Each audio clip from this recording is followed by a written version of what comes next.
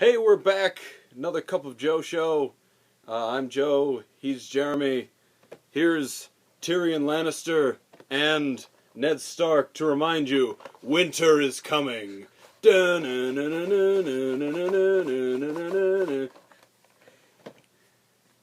nothing to do with movies, so we're gonna get to it. Interestingly enough, we're gonna talk about a movie that involves heat. Heat. Not winter at all. All right, so we've got the names down. It's Cup of Joe show. Look everything up on cupofjoe.com if you would rather read instead of listen to us talk, which I'd understand, but do one of them. All right. Preferably both. Preferably both. Yes. Hey, did we did we see a movie? We didn't see a movie. No, we didn't. We didn't see a movie because The Best Man Holiday came out and nothing else interesting. So, what do we do? What do we talk about? I don't even know. Well, here's what I did. Yeah. I put up a holiday movie blog, talking about all the movies I've seen over the past decade. I found it interesting. You may not. It might not be interesting at all. But I just went through them and kind of talked about them a little bit. So, I enjoy seeing movies on holidays. Maybe you should too. That's the basic point of the article. And you could see that at cupofjoe.com. It's also linked on Facebook. I don't think I tweeted it. Whoops. Okay. And you didn't Tumblr it? I didn't Tumblr. Nope. All right. So, before we move on, this is brought to you by McDonald's. Did somebody say... There it is. McDonald's. I don't know if that's... Oh, ba-da-ba-ba-ba, I'm loving it. One of those, I don't know. I don't know what it is now. But McDonald's. So we're moving up in the world. I should let you talk, shouldn't I? At some point, right? I guess so. All right. Do Do we just jump into the box office? We may as well. We may as well. Go right ahead. Okay. Take it away. All right. So last weekend ended up being quite a bit closer than expected. I and many others expected Thor, just have an easy second weekend at the top. Did ultimately, win the weekend, but it was a much closer fought battle than expected. Thor was number one with $36.6 million. It was down 57%. And if I could read my own writing, I think that's $145 million in total. That's a noticeably steeper drop than the first Thor, but considering that it opened much bigger, that's not really too much of a concern. And it's running pretty well ahead of the pace of the first Thor. Should find its way over $200 million. And then the surprise of the weekend, The Best Man Holiday, exploding with $30.1 million, which is incredible because the original Best Man made $34 million in its entire run.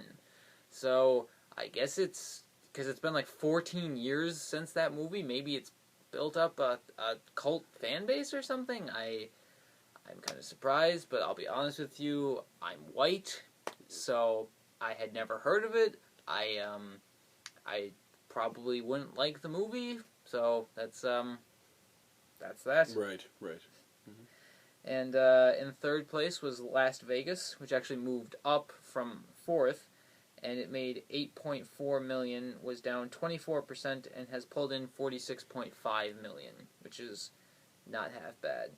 And the movie that it switched places with from the weekend before was Freebirds, which made $8.1 million. Dropped 27% and has made 42. Since its weak opening, Freebirds has actually managed to hold pretty well, and could well do well over Thanksgiving, despite our thoughts on how messed up the premise is if you stop to think about it. Right. And then finally in fifth we had Bad Grandpa, which made $7.4 million, fell 35%, and now has an even $90 million. And we'll probably take another weekend or two to get over $100 million, but it will succeed in cracking the century mark. Right, definitely.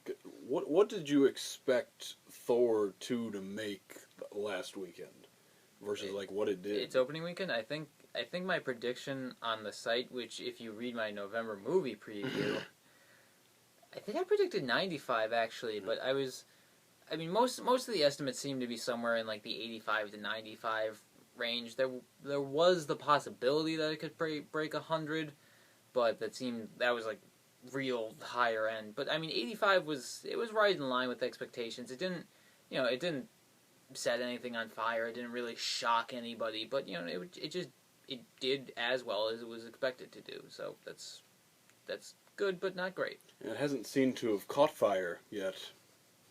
Foreshadowing. What I was week 2. What do you think of that drop for it? It's a little bit disconcerting because it didn't really have much competition, and I thought that it might hold up, decently well this weekend, which is to say last weekend, right? And then just get destroyed by catching fire this weekend. So since it already fell kind of hard last weekend, and it's probably going to fall even harder this weekend, yeah, I'm a little bit concerned. But I mean, hey, I think it'll be fine. Marvel is they're still laughing all the way to the bank. Oh yeah, definitely, especially with Agents of S.H.I.E.L.D. going. Oh, absolutely. Did you watch the last one? It had. I've watched like an episode and a half. Actually. Oh, okay, all right. I need to catch up. Never mind. All right, but they've already taken Thor 2 into account. So like you have to see Thor 2 to watch like this. Not really, but yeah, it connects. Mm-hmm. But anyway, okay, that was your box office again. You could read that on cupofjoe.com. So now we're probably just going to move into this, the upcoming weekend. Well, today, Catching Fire. Well, hold on. We have to discuss Delivery Man. Oh, all right. Hang on. Back up. Delivery Man. Let's talk. You started off. Okay, Delivery Man is a movie, a comedy / slightly drama, starring Vince Vaughn as a dude that donated to a fertility clinic, and apparently there was a mishap there, and he ended up fathering a couple hundred kids. What? Which is what Vince Vaughn says in the trailer. What? But anyway. No, go ahead, yeah. Yeah, so then he decides to be like a guardian angel and watch out for the kids or something.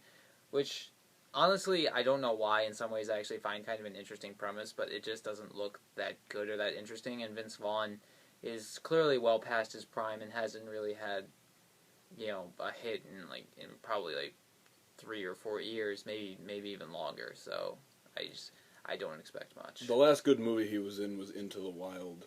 Interestingly enough, in 2007. I actually looked that up recently for my other blog. But, yeah, before that it was Wedding Crashers. That's basically what I say. He hasn't had a good movie since Wedding Crashers, because Into the Wild he has such this minor role that's, it's a good role, but, it's very minor. So basically Wedding Crashers, about 8 years, something like that. Interestingly enough, I agree with you on the premise. The premise is actually sort of intriguing, but I agree with you on the fact that it's probably not going to be a good movie. And it has 37% on Rotten Tomatoes, which, Rotten Tomatoes is difficult with things like horror movies and comedies. You can't really get a gauge on what, basically if Rotten Tomatoes gives a comedy or horror movie a high rating, you should probably go see it because it probably is really good. When it gets like that mid-level rating, I wouldn't advise against going to see them based on the rating. Unless it's below 25. Yeah, unless it's below 25, then fine. If it's in that 40, 50, even 30, I wouldn't advise against seeing it. Because, sometimes, sense of humor and sense of horror, it differs from person to person more so. That's what I feel. Yeah. Whereas in these, action drama, it's kind of set in stone if it's good or if it's not good. So 30%, 30%. So it's okay. There, but I wouldn't advise against. I'm interested. I probably won't see it. but it's sort of interesting. And I like Chris Pratt. I think he's kind of funny. And, you know, the premise is a bit interesting, although I don't understand how he had 533 children. I don't understand that, but whatever. It's an interesting premise, but probably falls short. Could we move on now? Yeah. We... Well, I just wanted to save the better thing for later. Oh, obvious. That's a good idea. So anyway, newsflash. I don't know if anybody knew this, but this obscure movie called The Hunger Games: Catching Fire is coming out this weekend. It's a real art house thing. You know, it's you know, in like 150 theaters. So, you know, we'll have to see. Luckily, it's in Scranton for some reason. Both theaters in Scranton. Of 150, they're here. So, all right, I'm very excited for this film. It just looks 90% at Rotten Tomatoes too. This is, I know it's not your favorite, but it was my favorite book out of all of them. The second one, Catching Fire. Mm-hmm.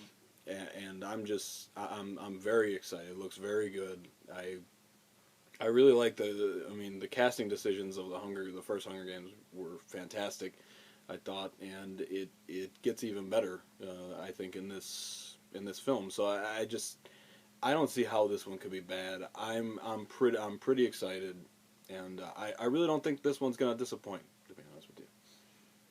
No, I don't either. Yeah, all the trailers and everything look really good, and you know, Jennifer Lawrence has, you know, really just skyrocketed, you know, compared to where she was 2 years ago.